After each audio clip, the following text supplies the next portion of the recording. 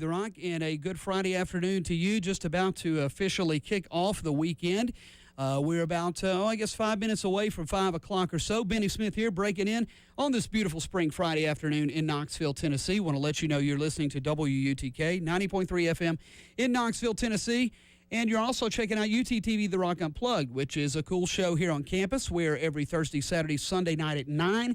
What we do is we have these really cool acts who are appearing in town, maybe have a new record out or both, come into our studio and play live, perform live, whether it's local, regional, or national recording acts, and we'll videotape it. And a couple, 3 weeks later, we'll play it back on TV. But, of course, it is live on the radio, and we really, really enjoy doing that and kind of having that little bit of multimedia going on, if you will. Today, we are very, very proud to have one of the acts who was voted to play Lollapalooza this year, and we'll be doing just that this evening on the Lollapalooza stage over at the T-Rex at the intramural football fields today. Mr. Matt Costa is in the house. Matt, welcome back to Knoxville, man. Hello, well, thanks for having me back. We're very glad to have you back. Big bill tonight, as I was telling you a little bit earlier, last day of classes today for the University of Tennessee. So there's probably about 26,000 people who are ready to party tonight, and you happen to be the center of that party along with Girl Talk in the Kingston Springs. So welcome back to Knoxville and specifically the University of Tennessee campus. How things been going? Been busy? Things are going good. I'm from Southern California, so been out there just writing, and recording music and things. Very cool. It hasn't been as thrilling as it has been out here the past however long it's been, week or so. You guys, it's been tough. There's a lot of stories, and unfortunately a lot of heartbreaking stories as far as the weather goes. And I lost power and a couple of really beautiful big trees in my front yard, but it's nothing compared to a lot of the heartache a lot of folks unfortunately going through. So, we are very happy, and you can take away from that heartache tonight with music. One of the greatest healing powers in the world is music, and having a good time. And there's not a better time to do that than at the end of a school semester. And that's what's happening at Lollapalooza tonight. Kingston Springs going on first, Matt Costa on second, and then Girl Talk going to headline this evening. And again, it is at the intramural fields. And again, they do have tickets for the public available at the gate as well. Students, all you need is a UT ID. You can get in and have fun. Don't forget, WTK will be there with our tent, registering for Bonnaroo or Bust as well, giving out free bumper stickers, a lot of other cool stuff, and generally saying congratulations for getting through another year of hell/school here at the University of Tennessee. And this gentleman will be on stage singing and performing Matt Costa while the guitar is in tune and strapped around your neck, and we've got the mic on. Can we have one from you before we get talking? Yeah, sure. All right. Let's see. How's it going to go?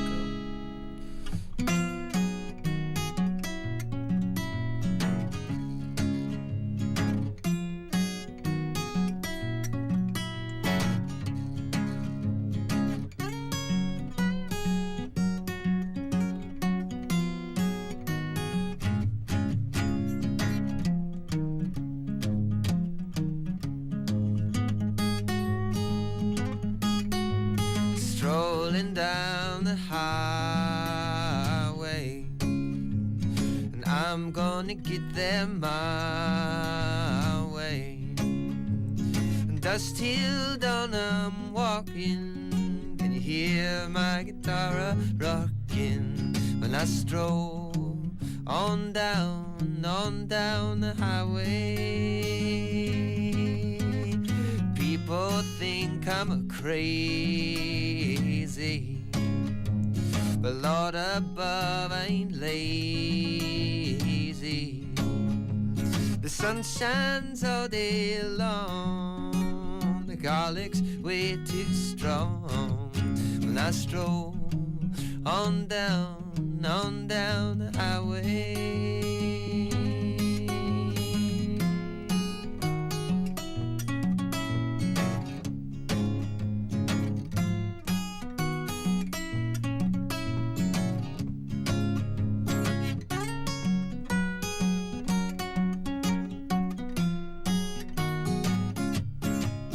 I stroll on down the highway.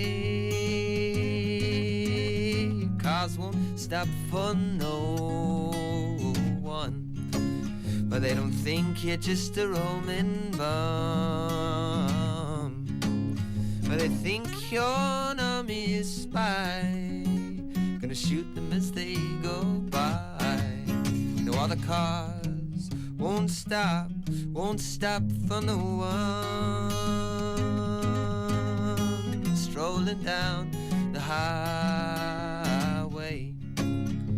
I'm gonna get there my way. The sun shines all day long, garlic's way too strong. When I stroll on down the highway.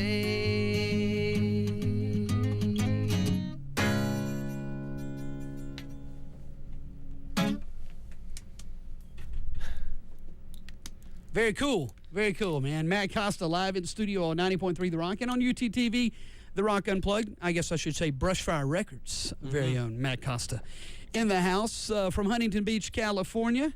And tonight, again, playing Lollapalooza, which I think gates open. I think they're doing the big senior night thing about 6 or so. And gates, I think, open about 6:30 or 7. And going to be the Kingston Springs, Matt Costa, and Girl Talk down there tonight at Lollapalooza on the intramural fields here at University of Tennessee.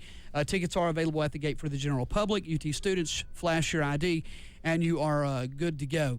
Matt, let's talk a little bit about the beginnings, if you will. And and I know you've done a lot of these interviews, a lot of these radio shows, and we appreciate you putting up with these questions time and time again. I can only remember so far back, though. That's the only thing. So well, depends on how early you want to ask me. We'll try to see how far we can go, and we won't go into too much detail. But you can make it up, man. We won't know any difference. Well, no, I only speak the truth. Right on. Very cool. Huntington Beach, California, a guy who I guess was as passionate about skateboarding as you were music, right? You got a skateboard and a guitar, both when you were 12? Yeah, when I was about 12 or something, I'd gotten my first real skateboard. You know, I'd had the ones that I'd won from, ones that fall apart in a week or so, but that was my first real one. And yeah, and I got I still didn't get my first real guitar. That guitar fell apart, but it was something to work on, you know. I guess in Huntington Beach, California, you almost have to have a skateboard, right? But you don't necessarily have to have a guitar. Is that how it goes? I guess so, yeah. I guess more kids do have skateboards and guitars. Yeah. Right. Were you as passionate? I mean, at that time, I guess did you play piano and trumpet as well? I mean, you'd already been into the music thing or did the band I played thing? A bit, you know. Yeah, I played a bit of other instruments, just, you know, just enough to get by, you know. Trumpet's the only instrument that I ever learned to read music with, you know. But that's interesting. So, but other than that, yeah, it's all just been, it was all ear, you know.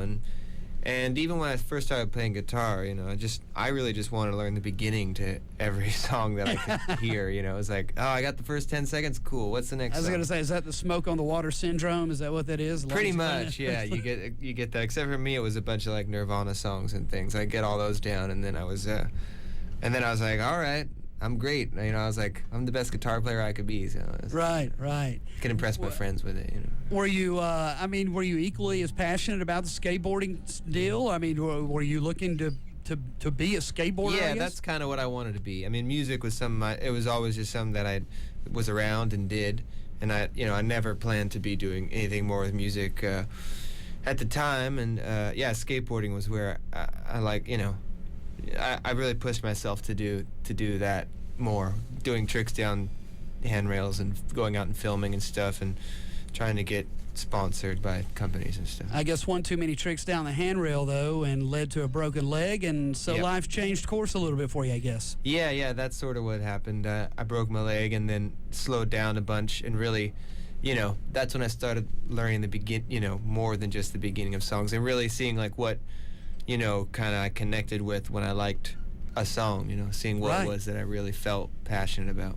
And you said, you know, you learned Nirvana stuff, and I've read where you were big into, you know, a lot of what were really college bands, Dinosaur Jr. and the Pixies. Yeah, I liked a lot of that. I liked a lot of that stuff on my own. That was some of the stuff I'd gotten turned on to, because a lot of it was in skate videos and stuff. Sure. So that's how I got turned on to it. Yeah, the Pixies, Dinosaur Jr. A lot of B-sides, I think I read somewhere. That's cool. Yeah, cool way to put it. Archers of Loaf. I think they're from great right band. around here. South Carolina. Yeah, South Carolina. I used to bring them to town a lot. Great guys, man. Yeah. Or North Carolina, actually, Chapel Hill. Yeah, they that's did a where they're song from. called South Carolina. Yeah, they do actually. Yeah, that.